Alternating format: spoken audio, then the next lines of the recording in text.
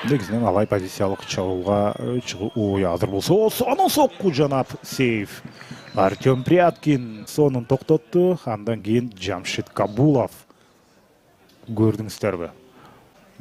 Ал жерде Айдар Бектур азыр болса, Криштиано жақынқы бұрышты қамалуға алып. Криштианодон сонун пас. Жана соққу дарбазаны көздөй катуураак. Жулио Сезар. Жок, хош, бул Сезар, Хулио Сезар. Офсайдчы окшойт, пас берүү керек. Жана жекеме-жеке Бектур Абдувалиев. Бектур жана гол жарата алган жок Бектур. Мезгил болчу.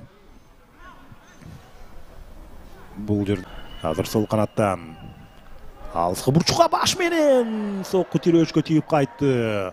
Мынаке жаңыртаткандан айтып аткам, сонун пас.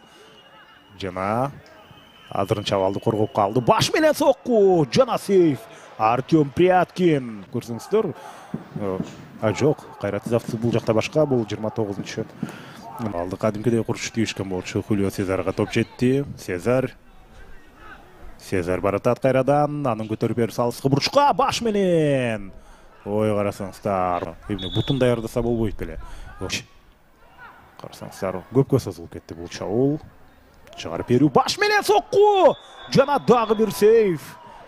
Бирок офсайд окшойт. Сынтип алай командасы катары менен 3-чү оюнда упай жоготту.